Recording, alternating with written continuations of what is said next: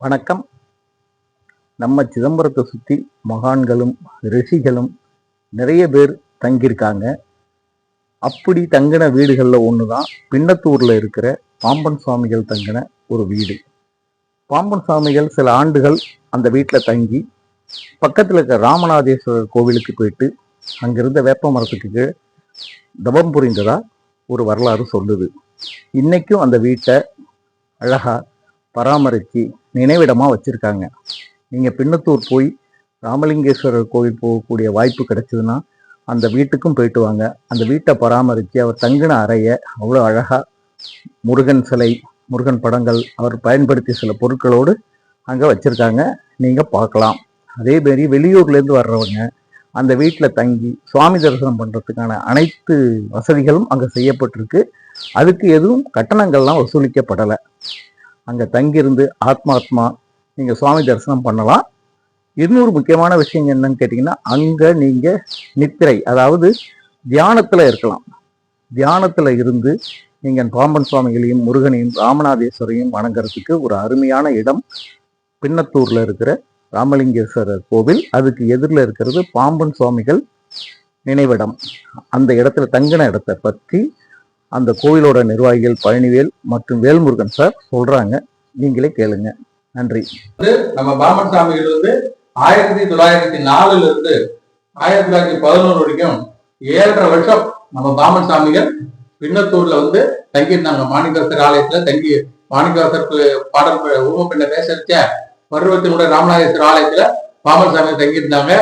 பாம்பன் சாமிகள் 7.5 வருஷம் தங்கியிருந்த அறை இந்த அறை தான். இந்த அறையில தான் நம்ம பாம்பன் சாமிகள் 7.5 வருஷம் தங்கியிருந்தாங்க. இதுக்கு அந்த பக்கம் அருகாமடி இருந்து வாசப்படி, அதை நாங்க மாற்றி இப்படி வச்சிருக்கோம்.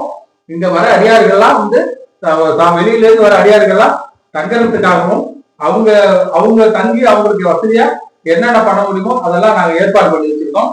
வரவங்க தங்கி அவங்க சுவாமி தரிசனம் பண்றதுக்கும் தங்கி இருக்கிறதுக்கும் எல்லா வசதிகளும் நம்ம குடும்பமே அடிப்படை வசதிகள் பண்ணி வச்சிருக்கோம்.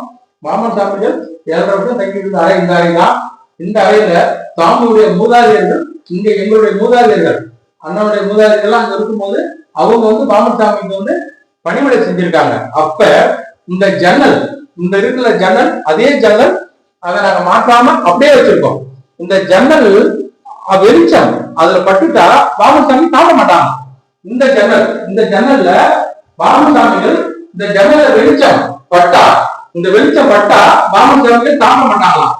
அதனால ஏற்கனவே அந்த மூதாதையர்கள் சாமி பணிவிடை செய்யும் போது அந்த ஜன்னல் வெளிச்சம் வரதுக்குள்ள சாமிக்கு உப்பு இல்லாம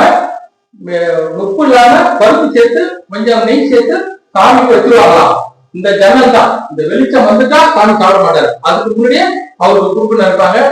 7.5 வருஷம் பாம்பசாமி தங்கியிருந்த அறை இந்த அறை தான். ஐயாவுடைய பொருட்படம், அவருடைய கை நரம்புகள் முதல்ல தெரியும். இங்க உங்களால முடிஞ்ச கை நரம்புகள் மிக சிறப்பா தெரியும். இந்த இடத்துல பாத்தீங்கன்னா ஐயாவுடைய கை நரம்புகள் தெரியும். மிக சிறப்பான படம். இங்க வர அடியார்கள் இங்க வாங்க, தங்குங்க, சாமியை பாருங்க. பாம்பசாமி தங்கி இருந்த இடம் நீங்க எப்ப வந்தாலும், எந்த நேரத்துல, எப்ப காலையில இருந்து நீங்க இரவு எப்ப வந்தாலும் இந்த சாமியை கூடலாம். இங்க தங்கி இருக்கணும்னு நினைச்சீங்கன்னா இங்க தங்கி இருக்கலாம். உங்களுக்கு தங்கறதுக்கு எல்லா வசதியும் நாங்க பண்ணி வச்சிருக்கிறோம். அதனால சாமி ஆசீர்வாதத்துல அங்க வாங்க. பருவத்தினுடைய ராமநாதேஸ்வரர் கூப்பிடுங்க, பள்ளித்தேவாரம் கொடுத்த பெருமாளை பாருங்க, பாம்பன் சாமிகளை பாருங்க. பாம்பன் சாமி 7 வருஷம் இருந்த இடம் இது. இந்த இடத்துக்கு வாங்க, சாமி தரிசனம் பண்ணுங்க.